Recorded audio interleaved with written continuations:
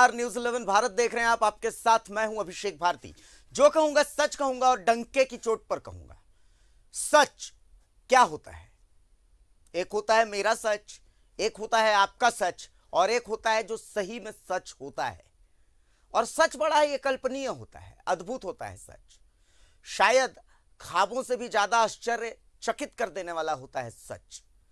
हम भी सच की ही तलाश में थे। आज जो हम आपको दिखाने वाले हैं उसमें दो सच हैं।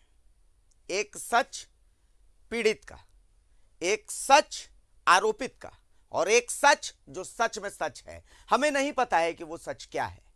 आप सोच रहे होंगे कि आखिर ये क्या बातें हो रही हैं। तो असल में हम आपको आज डीएसपी के घर की महाभारत दिखाने वाले हैं। एक ऐसी महाभारत, एक ऐसी लड़ाई जो घर तक रहती तो बात समझ में आती थी, लेकिन अब घर की चारदीवारी को फांद करके और वो बाहर आ गई है। यूं कहें कि अब वो लड़ाई कोर्ट तक पहुंच गई है। इसमें पीड़िता इंसाफ की फरियाद लगा रही है। डीएसपी कह रहे हैं कि अब न्यायालय है, जो करना है न्यायालय करेगा, और हम उसी सच की तह तक पहुंचने की कोशिश कर रहे हैं। और सारी बातें आज हम आपको दिखाएंगे, ये तमाम चीजें डंके के चोट पर।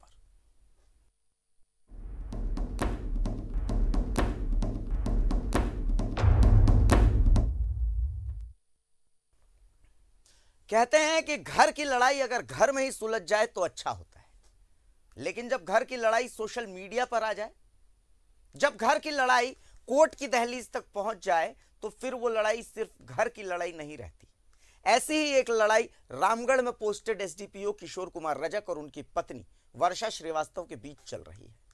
घर से शुरू हुई ये लड़ाई सोशल मीडिया होते हुए कोर्ट तक पहुंच गई। अब तक इस मामले में जो कुछ भी हुआ, इस रिपोर्ट के जरिए हम आपको दिखाते हैं, फिर हम आगे की बातचीत करेंगे। रिपोर्ट दिखा दीजिए एक बार। ये वर्षा श्रीवास्तव है, रामगढ़ एसडीपीओ किशोर कुमार रजक की पत्नी।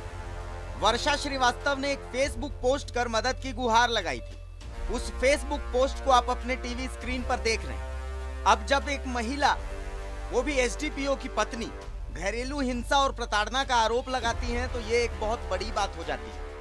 हमने भी हमारा धर्म निभाया, हमने ये खबर दिखाई और चैनल पर लाइव वर्षा श्रीवास्तव की प्रतिक्रिया ली। न्यूज चैनल पर लाइव है, पूरा झारखंड आपको सुन रहा है। मैम, आपने मदद मांगी थी और मदद करने के लिए पूरा झारखंड आपके साथ खड़ा है। मैम, पूरा मामला हमें बताएंगे, हुआ क्या है? अब आपको क्या बताऊं मैं, आए दिन मेरे साथ मारपीट होती है, रोज होता है। मैं कभी बोलती नहीं हूँ, मेरे ऊपर झूठे आरोप प्रत्यारोप लगाए जाते हैं। हम मीडिया है, हमारा काम है खबरों को दिखाना वैसे ही जैसे वो हैं। हमने वही किया। हमने किशोर रजक से बात करने की बहुत कोशिश की, लेकिन उस दिन संपर्क हो नहीं पाया। और ठीक उसके बाद किशोर रजक ने फेसबुक पर एक पोस्ट किया, जिसमें उन्होंने हमें संविधान का पाठ सिखाने की चेतावनी तो दी ही, साथ ही उन्होंने हमें बहस की भी चुनौती दी। वो पोस्ट भी आप टीवी स्क्रीन पर देख ही रहे। इसके एक दिन बाद किशोर रजक ने अपने YouTube पेज पर एक वीडियो जारी किया, जिसमें उन्होंने न्यूज़ 11 भारत को लेकर कई सवाल खड़े किए। 11 भारत ने जो एक तरफा पत्रकारिता का जो नंगा नाच किया है, जो तांडव किया है, मुझे तरस आती है। कल मैंने एक व्यक्ति को चुनौती दिया था कि ज्ञान के स्तर पर भीड़ना है तो भीड़ सकते हो, तो आ जाओ, जो भी है। मैं उसको वापस लेता हूँ यार। जो दाढ़ी वाला है, मुझे बड़ी तरस आती है। मैं उसकी पूरी हिस्ट्री देखा, पूरा ही किया। समाज में कई गिद्ध भी हैं, वो गिद्ध जो असल में फ्रस्ट्रेटेड है। इन फ्रस्ट्रेटेड गिद्धों ने न्यूज़ 11 भारत पर सवाल खड़े करने शुरू किए। हमने सिर्फ खबर दिखाई। हम कोई कोर्ट नहीं है, हम कोई जज नहीं है, हम बस खबर दिखाते हैं, और हमने खबर दिखाई। हमें लगा कि एक बहन को हमारी मदद की जरूरत है, तो हमने मदद करने की कोशिश की और डंके के चोट पर की। हम इस खबर के हर पक्ष को जानने रामगढ़ भी पहुंचे, जहां डीएसपी की पत्नी ने हमें कुछ वीडियोस दिखाकर बताया कि उन्हें कैसे प्रताड़ित किया जाता था। पहला वीडियो, जिसमें किशोर रजक के घर वाले वर्षा श्रीवास्तव पर चोरी का आरोप लगाते से नहीं निकला तो मैं आप लोगों पे मानहानि का केस करूंगी। अगर नहीं निकला मेरे बैग से एक भी सामान, एक भी उसका महादेव का जीन्स और या टी शर्ट, तो मैं मानहानि ठोकूंगी आप लोगों के ऊपर। दूसरे वीडियो में वर्षा श्रीवास्तव और किशोर रजक के बीच उनके भाइयों के सामने विवाद चल रहा है। जब मैंने ऐसा कुछ नहीं कहा, एक बार तो हमको प्लीज मुझे छोड़ो, ठीक है, लेकिन सीनियर डीएसपी को मैंने तो बात रिजाइन करने में आप मुझे चार्ज कर रहे हैं कि मैं ये करूँगा, सोशल मीडिया साइट पे बदनाम करूँगा। आप पत्नी का दर्जा नहीं दे रहे थे। मैंने यही कहा कि मैडम ये शादीशुदा है, वो पत्नी का दर्जा नहीं दे रहे। और क्या कहा तुमने? फिलहाल मामला कोर्ट में। अक्लमंद आप भी हैं, अक्लमंद हम भी हैं, लेकिन डीएसपी की पत्नी फिलहाल सुरक्षा मांग रही है। तो क्या आपकी और सिस्टम की अकल ये नहीं कहती कि उन्हें सुरक्षा दी जानी चाहिए? अगर हम इस सुरक्षा की मांग करते हैं तो क्या हम दलाल और गोदी मीडिया हो जाते हैं? ये आप देखें। Bureau report, news 11 Bharat. अब इस मामले की क्रोनोलॉजी समझिए। रामगढ़ के एसडीपीओ किशोर रजक कोई आम आदमी नहीं है, और अगर उनकी पत्नी फेसबुक के माध्यम से सुरक्षा की गुहार लगाते हुए पोस्ट करती है कि मेरे साथ घरेलू हिंसा होती है, मुझे प्रताड़ित किया जाता है, तो ये एक बहुत बड़ी बात हो जाती है, बहुत बड़ी बात हो जाती है। इसे आप सिर्फ इस तरीके से एक खबर की तरह से नहीं देख सकते कि ठीक है एक औरत ने प्रताड़ना का आरोप लगा दिया ना। एक ऐसे शख्स की पत्नी ने प्रताड़ना का आरोप लगाया है, घरेलू हिंसा का आरोप लगाया है, जिसके ऊपर कानून व्यवस्था संभालने की जिम्मेदारी है। आप समझिए, यह बहुत महत्वपूर्ण बात थी। और हमारे पास जब खबर आई तो हमने फोन के माध्यम से वर्षा श्री को लाइव चैनल में जोड़ा। किसी कारण से किशोर रजक को हम उस वक्त नहीं जोड़ पाए, लेकिन हमारा कार्यक्रम खत्म हुआ और उसके बाद रात को मुझे न्यूज़ 11 भारत के नाम से फेसबुक पोस्ट मिला। किशोर रजक साहब को थोड़ी जल्दी थी या कुछ लोगों ने उन्हें बरगला दिया, मुझे नहीं पता। किशोर रजक साहब ने अपने फेसबुक पेज पर चुनौती दी कि वो चुनौती देते हैं, जगह हमारी होगी, वक्त हमारा होगा, विषय भी हमारा होगा, बहस, बौद्धिक बहस की चुनौती दी उन्होंने। हमने वो कबूल किया, लेकिन अगले दिन फिर एक वीडियो आता है। अब मुझे किशोर रजक साहब के बयानों पर कोई आपत्ति नहीं है, ठीक है, समझ सकता हूं वो जिस मानसिक स्थिति से गुजर रहे हैं, मैं समझ सकता हूं। मुझे आपत्ति है उन गिद्धों पर, सोशल मीडिया के वो गिद्ध। सोशल मीडिया पर कुछ गिद्ध उड़ते हैं, छोटे छोटे वेबसाइट्स बना करके, इनका काम है मानव भक्षण करना। ये मानव भक्षी गिद्ध हैं। इनको इस बात से दिक्कत है कि लोग न्यूज़ 11 भारत देखते क्यों हैं। इनको इस बात से दिक्कत है कि अधिकारी न्यूज़ 11 भारत देखते क्यों हैं। अब झारखंड की आवाज न्यूज़ 11 भारत है तो भैया न्यूज़ 11 भारत ही देखेंगे। आप कुड़ कुड़ के रह जाइएगा, उससे ज्यादा हम आपकी मदद कर नहीं सकते। बहरहाल किशोर रजक साहब ने हमें चैलेंज किया, हम रामगढ़ पहुंचे। देखिए, किशोर रजक साहब का भी पक्ष दिखाना बहुत जरूरी था। किशोर रजक ने हमें ओपन चैलेंज दिया था, हमने उनके चैलेंज के तहत ही हम रामगढ़ पहुंचे। हमने उन्हें फोन किया, मिलने का वक्त मांगा और उनसे खास बातचीत की। अब उनसे जो बातचीत हुई है उसके कुछ खास अंश हम आपको दिखा देते हैं। आप देखिए, दिखाइए वो खास बातचीत। साहब के पास आ चुके हैं। सर एक बार इधर आइए। सर सबसे पहले तो उस पूरे फेसबुक पोस्ट को लेकर के कुछ कहना चाहेंगे आप? किस पोस्ट को लेकर? जो आपकी वाइफ ने किया था फेसबुक में पोस्ट। देखिए, वाइफ जो भी कुछ कर रही है, लिख रही है, उससे मुझे कुछ नहीं कहना है, क्योंकि मेरा अभी उससे डाइवोर्स नहीं हुआ है, और जब तक नहीं हुआ वो मेरी पत्नी है, और उस पत्नी के खिलाफ मैंने इसलिए फेसबुक या कहीं और उसके खिलाफ मैंने कुछ नहीं लिखा है। मैं उसको सार्वजनिक मंच पर चरित्र नहीं करना चाहता हूँ। उनके प्रीवियस हिस्ट्री या जो मेरे साथ जो कुछ भी होता है, मैंने बाकायदा लिखित एसपी रामगढ़ को दिया है। मैंने अपने बचाव पक्ष में सारे डिटेल के साथ, सारे केस नंबर्स के साथ, टोटल 5 केस की मुझे जानकारी है, जिसमें 2 रेप केस भी है, मैंने उसको दिया है। लेकिन मैं इसे सार्वजनिक मंच पर उसको आलोचना नहीं करना चाहता हूं, इसलिए मुझे इस बारे में कुछ नहीं कहना है। और मैं एक बात आप मीडिया के माध्यम से, चैनल के माध्यम से, चूँकि आपको बहुत लोग देखते हैं, एक बात कहना चाहता हूं कि पूरे जो बंगला है बहुत बड़ा है, 2-2.5 एकड़ में फैला हुआ बहुत बंगला, आलीशान बंगला है। बच्चे भी कहाँ हैं मुझे इसकी जानकारी नहीं है। मैं आप चैनल के माध्यम से आग्रह करना चाहता हूँ कि जब तक कुछ विवाद का समाधान नहीं हो जाता है, या जब तक मैं इस जिले में हूँ, तो वो उस बंगला में आके रहे। मैं सर्किट हाउस में एक कमरे में रह लूँगा, और जब तक कोई बड़ी पदाधिकारी या अन्य आदेश नहीं होगा, मैं उस आवास में नहीं घुसूँगा, ताकि बच्चे को किसी प्रकार की तकलीफ से ना गुजरे। लेकिन वो डरी हुई हैं सर, वो कह रही हैं कि मतलब कोई छोटा पदाधिकारी जो है वो आपके डर से कोई मदद नहीं कर रहा, और आप मतलब आप पर हिंसा का भी तो आरोप लगा रही हैं। ये बहुत ही बेबुनियाद है। और जहाँ तक हिंसा की, हाथ नहीं उठाया, ये यदि मैं पत्नी तो छोड़ दीजिए, मैं एक अपराधी तक, और मैं मेरे अंडरगढ़ कम से कम 100 से ज़्यादा ऑफिसर होंगे, यदि मैं झूठ बोल रहा हूँ तो मुझे थोकेंगे। लेकिन हमारे पास एक चैट का स्क्रीनशॉट है जिसमें आप कह रहे हैं कि बाबू मैं आज के बाद कभी हाथ नहीं उठाऊंगा।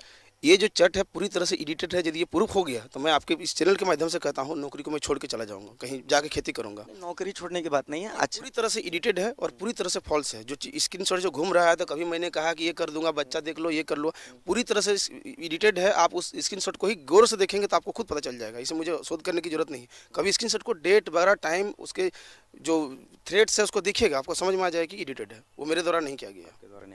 अच्छा, एक मतलब संविधान में तो आपकी गहरी आस्था है, तमाम चीज़ें हैं, सब कुछ है, सब कुछ बहुत अच्छी चीज़ है। मतलब आपसे बहुत लोग सीखते हैं। कईयों के मैं सोशल मीडिया पे देख रहा था, कईयों के आप रोल मॉडल हैं। कई लोग आपको ग्रामीण IAS के नाम से पेज चलाते हैं जिसमें इतनी अच्छी अच्छी बातें, लेकिन कल आपने उसमें कुछ वीडियो डाला तो आपको नहीं लगता जैसे मेरे बारे में आपने दाढ़ी वाला वो शख्स है जो झूठ बोलता है, ये करता है, जातिवादी मानसिकता से है, मेरी जाति क्या है आपको पता नहीं है, इसके बावजूद आपने इस तरीके की बातें की, कहीं नहीं लगा कि भावनाओं में आप बह गए हैं, ये नहीं होना चाहिए? जी बिल्कुल नहीं। जातिवादी मानसिकता का मतलब किसी एक खास जाति का नहीं। यदि वो जातिवादी मानसिकता किसी भी जाति का हो सकता है, वो एक रिजर्व क्लास का भी जातिवादी मानसिकता हो सकता है।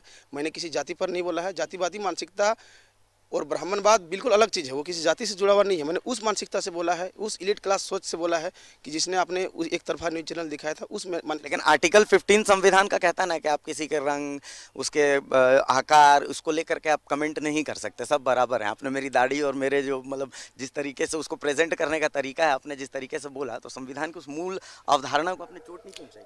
आपने आर्टिकल 15 तब इसका मतलब ठीक से अध्ययन नहीं किया है, नहीं किया होगा। तो आप जो बोल रहे हैं ऐसा कुछ नहीं है। आर्टिकल 19 भी हमें अभिव्यक्ति की स्वतंत्रता देता है, लेकिन किसी की जिंदगी से जुड़े हुए सीधे उसको टारगेट करने का नहीं है। आपका मैंने नाम नहीं लिया, केवल दाढ़ी वाला बताया। आपके बारे में नाम भी जानता था, मैं बोल सकता था, हाँ, लेकिन मैंने आपका नाम इसलिए नहीं लिया। तो इतनी अभिव्यक्ति की स्वतंत्रता है। जब मेरे खिलाफ जब ये लिखा जाता है कि ये देखिए कैसे DSP दरिंदगी करता है, ये कैसे मारपीट करता है, यदि मारपीट प्रूफ हो गया तो मैंने कहा ना, स्क्रीनशॉट मारपीट यदि प्रूफ हो गया तो मैं इस देश तो छोड़िए ना, इस दुनिया में मैं नहीं रहूँगा। अच्छा, एक और सवाल, क्या आप झूठ भी बोलते हैं? नहीं, मैं झूठ नहीं बोलता। झूठ अलग तरह के बच्चे से झूठ बोलता हूँ, लेकिन यदि कोई ये कहे कि मैं मारपीट कर रहा हूँ, ये सरासर झूठ है, बेबुनियाद है। आपने कल कहा है कि आप न्यूज़ 11 भारत ना जानते हैं, ना देखते हैं, ना देखेंगे, कहे थे ना आपने अपना वीडियो? जी बिल्कुल बिल्कुल। लेकिन आप तो न्यूज़ 11 भारत के रेगुलर व्यूअर हैं।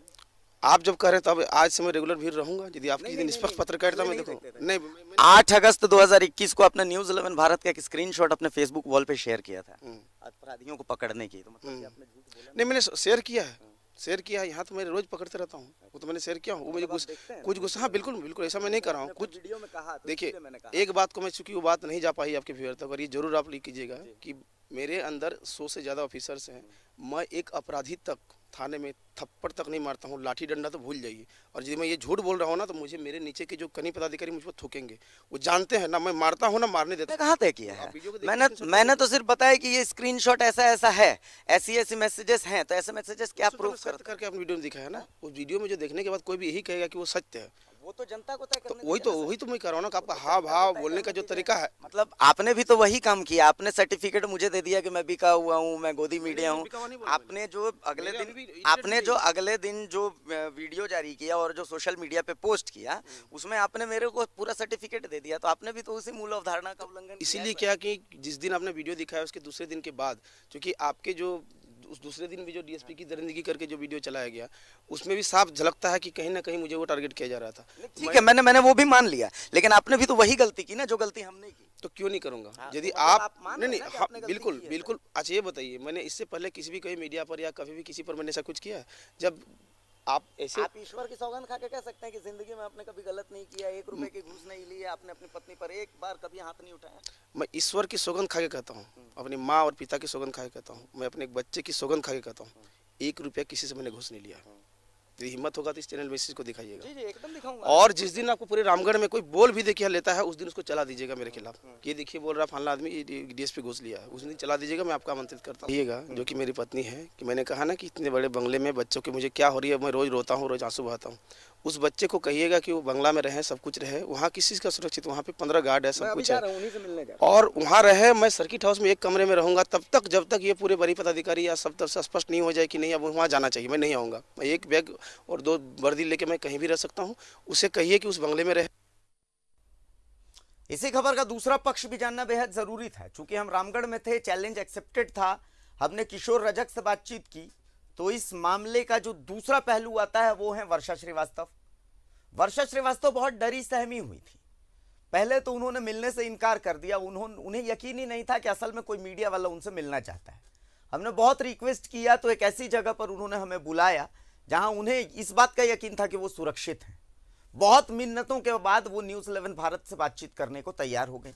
हमने वर्षा श्रीवास्तव से भी बातचीत की है, उसके कुछ खास अंश भी आपको दिखा देते हैं ताकि आप फिर ना कहें कि ये बायस्ड पत्रकारिता है, ये गोदी मीडिया है, ये दलाल मीडिया और पता नहीं क्या क्या आप कमेंट करते हैं। तो हमने हर पक्ष को जानने की कोशिश की और हमें अभी भी लगा कि एक बहन को ज़रूरत है, उसके अंदर का डर निकालने की ज़रूरत है और यही कारण है कि हम उस बहन तक पहुंचे। देखिए वो खास बातचीत। श्रीवास्तव जी से भी मिलना चाहिए और हम आ चुके हैं वर्षा श्रीवास्तव जी से मिलने के लिए। वर्षा श्रीवास्तव जी, कहां से ये कहानी शुरू होती है? मतलब किशोर कुमार रजक के साथ शादी और उसके बाद फिर, चूंकि मैंने उनका जब इंटरव्यू लिया तो उसमें उन्होंने कहा कि आप एक बार इतिहास खंगाल लीजिए, 2 FIR उन पर दर्ज हैं, 2 बार उन्होंने दुष्कर्म से जुड़े कुछ मामले जो हैं वो प्रकाश में आए हैं, एक पूरा कागज उन्होंने दिया। उन्होंने कहा कि आप इसको पढ़ लीजिए और आपको सब कुछ पता चल जाएगा। मैंने उसे पढ़ा नहीं, ठीक है, मैं सिर्फ चाहता हूँ कि आपको क्या लगता है उन्होंने क्या कहा होगा और आप उसका जवाब कैसे देंगे? देखिए, सबसे पहले तो हम एक बात कहना चाहते हैं, अभी भी मैं उनकी पत्नी हूँ और एक बच्चे की माँ हूँ और सबसे बड़ा पति का ये कर्तव्य होता है कि वो अपनी पत्नी की रक्षा करे। और किशोर कुमार रजक को मैं शादी से पहले से जानती हूँ, किशोर कुमार रजक भी मुझे शादी से पहले से जानते हैं। उन्होंने जितने आरोप मेरे ऊपर लगाए हैं वो तो सरासर बेबुनियाद हैं। वो जिस तरह की बातें करते हैं कि हम अपनी पत्नी को मारते नहीं हैं, पिटते नहीं हैं। उन्होंने तो ईश्वर की कसम खाई है कि मैंने जिंदगी में कभी हाथ नहीं उठाया। ठीक है, तो हमारे पास उनके टेक्स्ट मैसेजेस उपलब्ध हैं जिसमें उन्होंने हर बार मुझे मारा है और हर बार मैंने सिर्फ इसलिए कॉम्प्रोमाइज़ किया है क्योंकि मैं एक लड़की हूँ। शादी करने के बाद एक लड़की जो है वो दूसरा विवाह करना उचित हमारे समाज में नहीं माना जाता है। हम शुरू से ही उन्हीं से प्रेम किए, चूँकि वो मेरे पति हो चुके तो हमारी लाइफ में उनके अलावा कोई दूसरा नहीं है, न कभी हो सकता है। हम हमेशा उन्हीं से प्रेम किए और उन्हीं के बच्चे को जन्म दिए हैं। ये इस बात का सबसे बड़ा प्रमाण है कि हम इस रिश्ते को बचाना चाहते थे और आगे कंटिन्यू करना चाहते थे। उन्होंने उन पर मैंने पहले भी FIR दर्ज किया था। FIR जब दर्ज हुआ उन पर तो उन्होंने मतलब आ करके हमसे माफ़ी मांगी, कॉम्प्रोमाइज़ किया, बोले हम ठीक से रखेंगे। पिछली बार FIR किस बात को लेकर दर्ज की थी? पिछली बार FIR इनके पूरे घर परिवार मेरे साथ मारपीट किया करते थे, जिसकी वीडियो भी है मेरे पास, मैं वीडियो भी दिखा सकती हूँ। मतलब फोन में है वो वीडियो, मारपीट करते हुए वीडियो है। हाँ, इनके घर वाले मेरे ऊपर आए दिन रोज चोरी का इल्जाम लगाते थे, बोलते थे तुम 1 नंबर की चोर हो। उन्होंने कहा कि अगर मुझे प्रूफ कर देगा कि मैंने कोई हाथ भी उठाया है तो मैं पूरी नहीं, हाँ, उनके टेक्स्ट मैसेज हैं जो ये प्रूफ करते हैं कि वो लगातार मेरे ऊपर आए दिन मारपीट करते रहे हैं। मैं वो टेक्स्ट मैसेज आप लोगों को दिखाना चाहूँगी। वो कह रहे हैं कि वो एडिटेड है। नहीं, मेरे पास इस फ़ोन में मौजूद हैं वो मैसेजेस, तो एडिटेड कैसे हो सकते हैं? ये देखिए, ये मैं इनबॉक्स में गई, ये इनका सरकारी नंबर है, अपने सरकारी नंबर से भी इन्होंने मुझे मैसेज किया है। संडे 20 जून जब मैं कोलकाता में थी, सुबह 8:42 का मैसेज है। जैसा कि दर्शक देख सकते हैं, देखिए ये इनका मैसेज है SDP रामगढ़ का। आप देखिए क्या लिखा हुआ है, आप थोड़ा देखिए ध्यान। मैं मेरे सहयोगी से कहूँगा कि एक बार इधर जूम करके दिखा दें। देखिए लिखा हुआ है कि सॉरी माफ कर दो, मारपीट नहीं होगी अब। साफ साफ लिखा हुआ है, इनका ये मैसेज है, जिस मैसेज को ये कह रहे हैं कि ये फेक मैसेज है। और भी मैसेजेस हैं। ये मतलब मुझसे हमेशा माफ़ी मांगे हैं कि वर्षा मुझे माफ़ कर दो, मैं अब दोबारा मारपीट नहीं करूंगा। साइको प्रवृत्ति के व्यक्ति हैं या क्या हैं, या ये क्या करना चाहते हैं मुझे नहीं समझ में आता। मारते पीटते हैं फिर माफ़ी मांगते हैं। एक्चुअली जब मैं बाहर चली जाती हूँ तो इनको लगता है कि कहीं मैं इनके खिलाफ आवाज़ न उठाऊँ, इसलिए ये डर करके फिर मुझसे माफ़ी मांगते हैं, फिर मारपीट और लगातार मेरे साथ मारपीट करते रहते हैं। इनके और भी मैसेजेस हैं जो ये साबित करते हैं कि ये मेरे साथ हमेशा मारपीट किए हैं। 1 मिनट में आपको दिखा देती हूँ। ये देखिए, ये भी एक मैसेज है अप्रैल का। माफ कर दो, बहुत बुरा किया तुम्हारे साथ, अब मारपीट नहीं करूंगा। ये एडिटेड कैसे हो सकता है, आप स्वयं देख लीजिए। ये मैसेज आप देख सकते हैं, माफ कर दो, बहुत बुरा किया तुम्हारे साथ, अब नहीं होगा। हाँ, नहीं होगा। और हर बार मैंने जब भी मेरे साथ मारपीट हुई है, चाहे वो मैं खूंटी में रही हूँ, चाहे मैं वो रामगढ़ में रही हूँ, मैंने SP वहाँ के SP को सूचित किया है और मैंने हमेशा बताया है कि सर मेरे साथ मारपीट हो रहा है। लेकिन चूंकि मेरा एक बच्चा है इसीलिए मैं चुप रह जाती थी। और नॉर्मली महिलाएं जो हैं, भारतीय महिलाएं जो हैं, वो अपने पति के खिलाफ नहीं जाती हैं। मैं भी अपने पति के खिलाफ कभी नहीं जाना चाहती थी। लेकिन जब मुझे ये एहसास हो गया कि मैं मर सकती हूँ, मेरा जब गला दबा करके इन लोगों ने मारने का मेरा प्रयास किया, एक बार इनकी मदर आई हुई थी और उन्होंने भी मेरे साथ बहुत मारपीट की थी और डॉक्टर भानु दास के यहाँ मेरा 1 महीना इलाज चला और उसके बाद मेरी स्थिति नॉर्मल हुई। इनकी माँ ने मुझे गैस से जलाने का भी प्रयास किया, जिसकी रिटर्न शिकायत मैंने एसपी महोदय को दी थी। एक बात, ये तमाम बातें आप कह रही हैं, मैं थोड़ा सा संशय में इसलिए हूँ क्योंकि देखिए ये पहला दिन है, आप फेसबुक पे देख सकती हैं, ये पहला दिन है जब हम लोगों ने ये कार्यक्रम चलाया था, ठीक है। आप इसमें कमेंट्स जब आप पढ़ती हैं तो आपको देखने को मिलेगा कि एक समाज का एक लंबा, मतलब बहुत लंबे लोगों की लिस्ट है जो कि इनके समर्थन में। अभी भी मैं इनका इंटरव्यू करके बाहर आ रहा था तो मुझे कम से कम 3-4 लोग मिले कि सर एसडीपीओ साहब बहुत अच्छे आदमी हैं, इनको फंसाया जा रहा है। तो आपको क्या लग रहा है, क्या? अच्छा देखिए, अगर फंसाया जाता, ये मैं उनकी पत्नी हूँ, मैं उनको क्यों फंसाऊंगी? मैं तो एक ही बात कहना चाहती हूँ ना कि वो मेरे साथ मारपीट करते हैं। वो देखिए एक पद पर हैं, तो पद पर है तो स्वाभाविक सी बात है, पद बहुत चीज़ों को लाभान्वित करता है। एक पद पर होने के कारण वो बहुत लोगों को लाभान्वित कर सकते हैं। वो हो सकता है कि अभी इस पद पर हैं और मैंने एफआईआर किया है तो उन्होंने तो थाना प्रभारी को भी धमकाया है कि आप एफआईआर कैसे कर लिए, तुम बिना मेरे परमिशन के एफआईआर कैसे किए।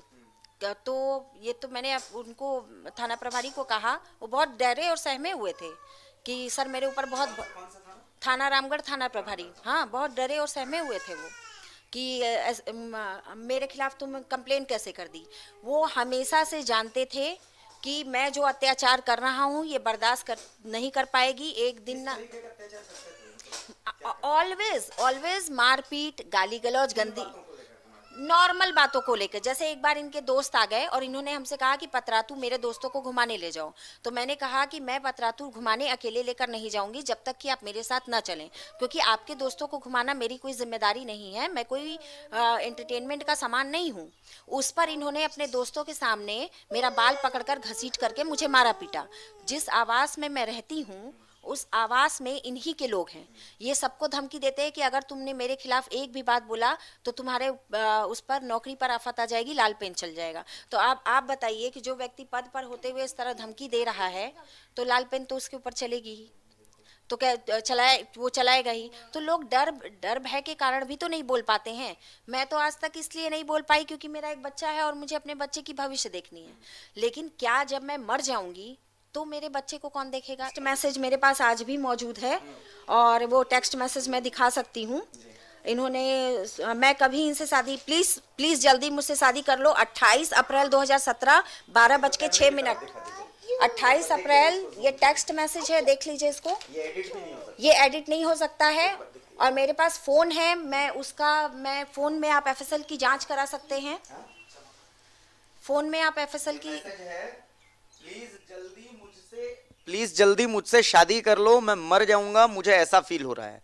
मर जाऊंगा तो कम से कम जॉब तुम्हें मिल जाएगा, तुम मेरे फैमिली को देखभाल करना, प्लीज जल्दी करो, नहीं तो बिना शादी मेरा तो नौकरी बेकार चली जाएगी, प्लीज अपना ख्याल। मतलब ही इज अ साइको। अब जो भी आप कहिए। फिर उसके बाद भी देखिए आप ये फिर एक और मैसेज है शादी से पहले का। मेरी ओर से प्यार काफी गहरा हो गया है, तुमसे भी यही चाहता हूँ। मैं इतनी बार लव यू बोलता हूँ, तुम उसका जवाब नहीं देती हो, बचती हो, इग्नोर करती हो। देखिए, और मैं ये फोन एफएसएल में जांच के लिए भेजती हूँ, आप इसकी जांच करा लीजिए और जांच कराने के बाद बोलिए कि ये कहते हैं, और ये मुझे आए दिन घर में कहते हैं कि मैं डीएसपी हूँ, तुम मुझे फंसा के शादी की हो। अब बताइए, फंसा के शादी मैंने किया है या ब्लैकमेल करके इन्होंने मुझसे शादी करके मेरी जिंदगी बर्बाद कर दी इन्होंने, मेरी पूरी जिंदगी इन्होंने बर्बाद कर दी। अब मैम आगे का मतलब क्या प्लान कर रही हैं, क्या कैसे करना है? देखिए, क्योंकि डर तो आपको लग रहा होगा। देखिए इस बार चूंकि डीएसपी हैं आप मतलब आपको खतरा है पूरी पुलिस। मुझे बहुत ज़्यादा खतरा है। मैं तो सबसे पहले आश्चर्य कर रही हूँ कि मेरे माता पिता नहीं हैं, मैं एक अकेली लड़की हूँ। सीएम महोदय से मैं अनुरोध करना चाहूँगी कि जिस लड़की का माँ बाप नहीं होता है, जिस स्टेट में मैं आई हूँ, इस स्टेट की मैं बहू हूँ और सीएम महोदय की मैं बेटी हूँ, क्या वो अपनी बेटी के साथ इस तरह का अत्याचार सहन होने देते? क्या वो करते? मैं भी अपना घर बसाना चाहती थी, मैंने बहुत कुछ सहा है, कई बार कंप्लेन की है, उन सारे कंप्लेन की कॉपी है, आप चाहें तो एसपी ऑफिस से। Thank you. मेरा बेटा मुझे खाना खिलाता है, मैं खाना नहीं खाती हूँ तो। और एसपी ऑफिस से आप आवेदन निकालिए और मैं कुछ लोगों की मेंटलिटी आपको बता रहा हूँ। पहला दिन जब मैंने आपको फोन लाइन पर लिया था तो कुछ लोगों की ये सवाल है, मैं चाहता हूँ कि आप जवाब दे दें। संदीप महतो कहते हैं आपको सती सावित्री बनती है, कमेंट कर रहे हो, ठीक है। और अच्छा दूसरा आप सुन लीजिए, ये लोगों की आप सोच लीजिए, वो कहते हैं ना जज न्यूज़ 11 भारत का फैसला, एक महिला को इंसाफ दिलाने चले हैं बड़का। जज भारती का फैसला, किसी और को बेवकूफ बनाना, ये दलाल मीडिया है। इनकी पत्नी को पता है कि क्या बोलने से मेरा केस मजबूत होगा, उन्होंने वही किया। अगर प्रताड़ित हो रही थी तो सोशल मीडिया के बजाय पहले पुलिस में जाती। इन डीएसपी साहब के सीधे होने का फायदा इनकी पत्नी उठा रही है। एसडीओ किशोर कुमार रजक जैसा अधिकारी झारखंड में है नहीं, उनकी ईमानदारी पर सवाल खड़े करना न्यूज़ 11 की साजिश है। ये महिला को न्यूज़ 11 ने खड़ा किया है। एकदम गलत बात है। मैं न्यूज़ 11 को कभी नहीं जानती थी, ना ही मैंने न्यूज़ 11 का कोई न्यूज़ सुना था। दरअसल हुआ क्या, मेरे पास एक कॉल आई, मैंने फ़ोन उठाया, आवाज़ भी प्रॉपर नहीं आ रहा था क्योंकि उस समय मेरा बच्चा रो रहा था और मेरा बच्चा मेरे गोद में था। और वो मुझे ये भी नहीं पता था कि मैं लाइव हूँ, बस उन्होंने मेरे से क्वेश्चन पूछा और मैंने उसका जवाब दिया। जो क्वेश्चन मुझे ये भी नहीं पता था अभिषेक भारती जी कौन है, आज मैं पहली बार मिल रही हूँ और जान रही हूँ। मैं कभी भी इनके बारे में नहीं जानती थी और बाद में लोगों ने मुझे बताया कि न्यूज़ 11 में आपका न्यूज़ चल रहा है, आपने कोई बयान दिया है। मुझे ये भी नहीं पता था कि मैं कोई बयान भी है। इस रिपोर्ट में ये है कि मेरी जो बाईं आँख है वो काम कर रही है, मेरे दाईं आँख में रोशनी कम हो चुकी है। मेरी दाईं आँख की रोशनी बहुत पावर है, आप देख सकते हो। तो उन्होंने कहा कि ज़्यादा मुझसे बहस मत करो, उसके बाद लगे मेरा गला दबाने। मतलब एक तो ये इनकी बहुत बुरी आदत है कि तुरंत अपना हाथ उठाने लगते हैं और ये भी बोलते हैं कि हम लोगों को पुलिस ट्रेनिंग में ये सिखाया जाता है कि ऐसा मारेंगे कि दाग भी नहीं आएगा और चोट भी गहरी लगेगी। तो मैं पूछूंगी जिन लोगों ने पुलिस ट्रेनिंग किया है, क्या वाकई ऐसा ट्रेनिंग में सिखाया जाता है? मैं ये पूछना चाहती हूँ कि क्या पुलिस ट्रेनिंग में ये सिखाया जाता है कि, और इसे वो बता रहे थे कि इसको 3rd डिग्री कहा जाता है। तो आपको डर लग रहा है? बेशक मुझे डर लग रहा है। मुझे डर ये भी है कि कहीं वो मैं बच्चा लेकर अकेले जाती हूँ और मेरे बच्चे को ज़बरदस्ती किसी गुंडे बदमाश से छिनवा दें और फिर उसके बाद कहीं फेंकवा दें और फिर मेरे ऊपर आरोप लगा दें कि मैं बच्चे का मर्डर करवा दी हूँ। हम मीडिया हैं, हमारा काम है खबरों को बस वैसे ही दिखा देना जैसी थी। हमने दोनों पक्षों को दिखा दिया। आपको लग रहा होगा, आप कहेंगे कि भैया मीडिया का स्तर गिर गया। मैं सोशल मीडिया कमेंट्स देख रहा हूं, आप कह रहे हैं कि मीडिया का स्तर गिर गया कि घर की लड़ाई आप दिखा रहे हैं। सर ये घर की लड़ाई नहीं है। आपको यही स्तर ऊंचा लगता अगर वो जो लड़की बोल रही थी वो आपकी बेटी होती या बहन होती तो। असल में क्या है ना कि खबरों को आप अपने हिसाब से चाहते हैं कि वो डिफाइन हो जाए। जैसा फिल्मों में आप चाहते हैं ना कि इंटरेस्टिंग स्टोरी हो, आप 3 घंटे बोर ना हो, तो आप यहां भी खबरें वही देखना चाहते हैं जिसमें आपका इंटरेस्ट है। अगर आपके एजेंडे के हिसाब से खबर नहीं होती तो आपको लगता है कि मीडिया बिका हुआ है, और अगर आपके एजेंडे के हिसाब से खबर होती है तो आप ताली बजाने लगते हैं। पर आपके एजेंडे से हमें फर्क नहीं पड़ता। हमें लगा कि एक बहन की आवाज को उस जगह पहुंचाने की जरूरत है जिस जगह पहुंचने की वो हकदार है। आपने सर्टिफिकेट, हम किसी को नहीं देते, सर्टिफिकेट आप दे रहे हैं। आप अपने सोशल मीडिया के कमेंट्स देखिए कि आप क्या कमेंट्स कर रहे हैं इस बहन के लिए। ये भी किसी की बहन है, किसी की पत्नी है। अगर इसका अपने पति से विवाद हो जाता है तो इसके कैरेक्टर असैसिनेशन का कोई दुनिया की कोई शक्ति आपको अधिकार नहीं देती है, लेकिन आप कैरेक्टर असैसिनेशन कर रहे हैं। आप सोचिएगा, आपके घर में भी बेटी होगी, आपके घर में भी बहन होगी।